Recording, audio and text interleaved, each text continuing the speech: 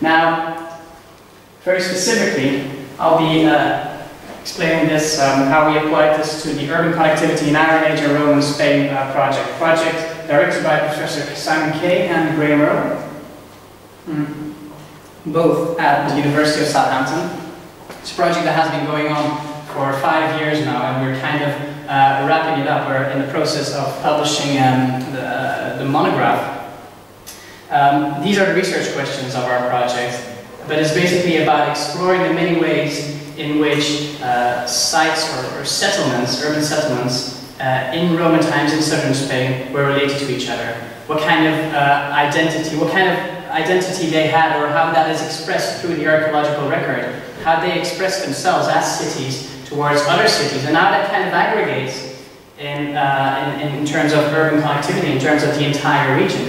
And we're kind of trying to confront the hypothesis, or the hypothesis in academic literature concerning Roman southern Spain, that areas within Roman provincial boundaries had kind of a homogeneous identity, and that identity could be confronted with the identity of different Roman provinces. But that's obviously glossing over a lot of potential diversity in terms of urban identity that could exist on the level of individual cities, or how two cities related to each other, or on the level of the entire province.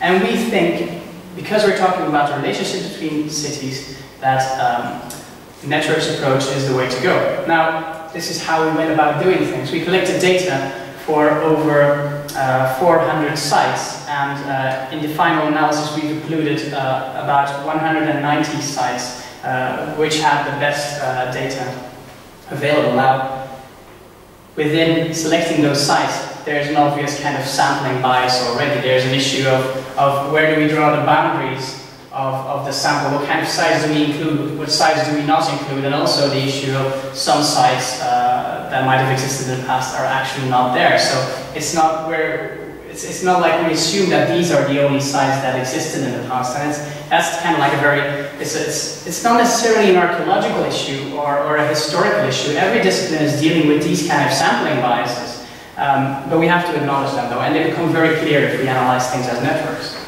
And we've collected data covering different data types, which again introduce some sort of issue. Because these things are often the specialism of material specialists trying to record things according to their own kind of knowledge, according to their own beliefs as well. Some specialists would classify one object as type A, another specialist would classify it as type B, another specialist wouldn't even recognize it, right? These things become very crucial issues if we try to combine data of over 200 sites. And also, these data types, they are, because maybe that's a very archaeological issue though, that these data types are all different material kind of types. Some of them preserve longer, some of them don't preserve at all, or some of them are only present in low quantities. Like ceramics you can find everywhere, or every site has bricks, for example. We've got a lot of information on bricks, which is interesting in a way. But we have very little information on gold coins because people actually bothered to pick them up. And we have hardly any information on wooden furniture, on wooden kind of utensils for, which people actually had in the past, but we can't really see. So there's another kind of, it's not really a sampling issue, but it's just the nature of our data that kind of includes that. Then for those data types, we've kind of distinguished between 550 different artifact types. So different types of ceramics, different types of coins, and these kind of things. They will form the basis of our analysis. Now, there's also a chronological issue, which I'm sure you all are all very much aware of. I'd like to give the example of this coin.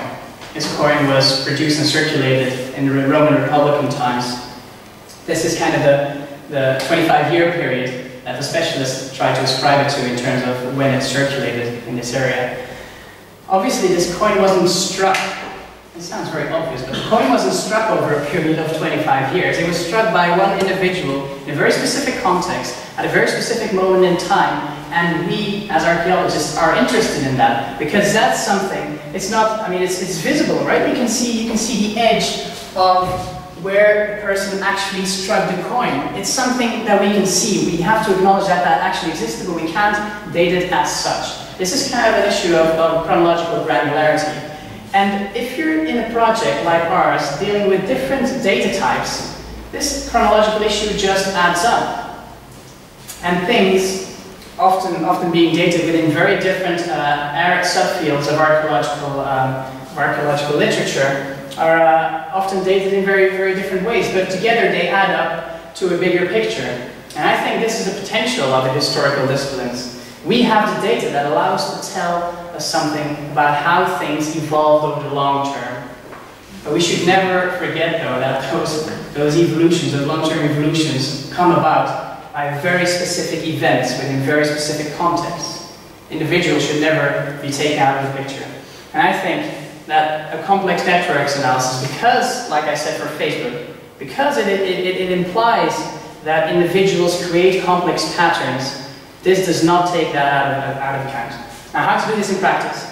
We've also got an issue of the granularity of our data and like at what level we analyze our data. This is how we went about creating networks. Because we're interested in how sites relate to each other, we decided to take the site as the smallest entity of our networks, of our analysis.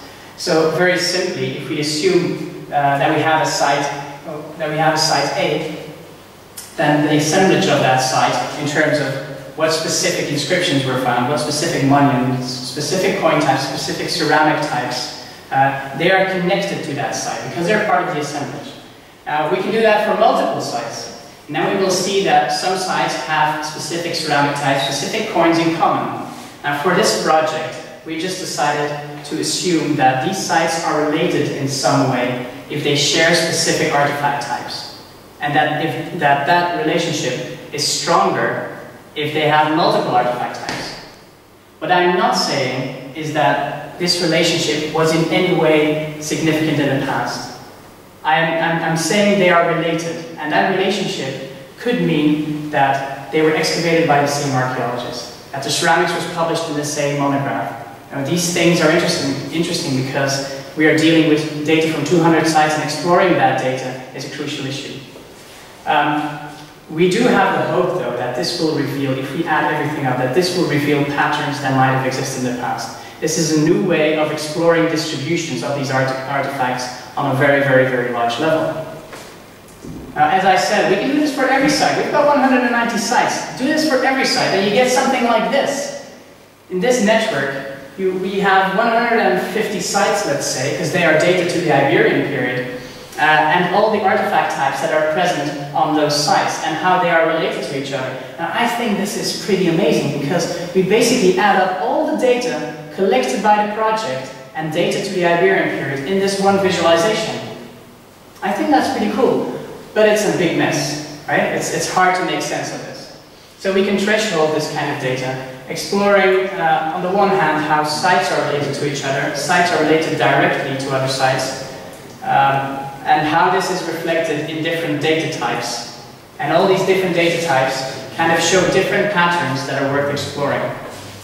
Now, that's basically our method, and we can do that for those different periods we've identified when we choose to use for our project. So we can explore big data sets and how they evolve throughout time, maybe exploring how that says something about how urban connectivity in this region changed over time, how we worked on the level of individual sites, but also how we worked on the level of the entire province.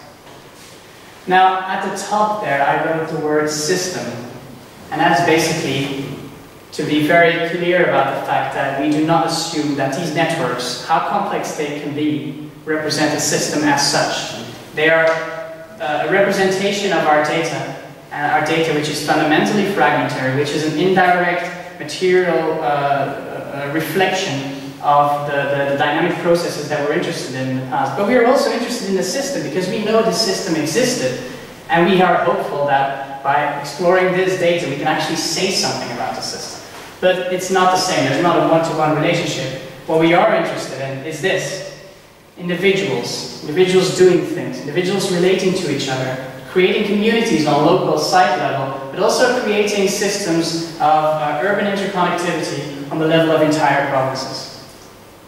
Now, that's kind of our method. That's how we think we can explore this big data set, being very critical and aware of the different provenances of that data, but also trying to say something about the past. Some preliminary results, because as I said, we're very much in the analysis stage now. These are the kind of results we can expect.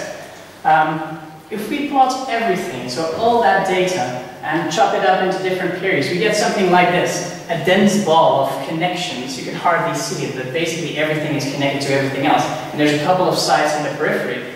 And the same thing can be seen for the Republican period, and then for the early imperial period, middle imperial period, and late imperial period. And basically the pattern is very similar.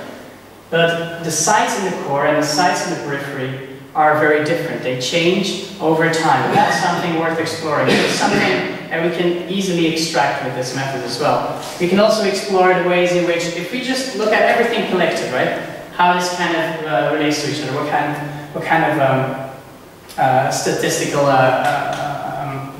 what kind of numbers we basically get from them, and how we can compare these kind of things. Now, in a way, this is very uninformative, because especially if we look at the degree distribution. Complex network analysts like to look at the degree distribution to explore kind of like the connectivity, kind of sum up a lot of information in one single chart. Now, the degree distribution is very confusing, and actually leads me to believe that adding all this stuff up really doesn't tell us that much at all, actually. The two-mode degree distribution, which is at the top here, is basically that network where you have sites as well as artifact types, and they are related to each other. But we are not interested in the relationship between those two things. We're interested in the relationship between sites. So we have to take artifacts out of the equation and see how sites are related directly to each other based on our assumption. And then we get a degree distribution like this. And the degree distribution is basically, it counts the number of sites with a specific number of relationships. And that's represented on the y-axis, the number of sites, and then this is the number of relationships those sites have. And we can see that there's a lot of sites with a lot of relationships. Those are basically those sites that are related to almost all other sites, because there's only 158 sites included in this specific network. And then there's less sites with a lower degree, with a lower number of relationships. And this is a pattern that is present for every period in our analysis.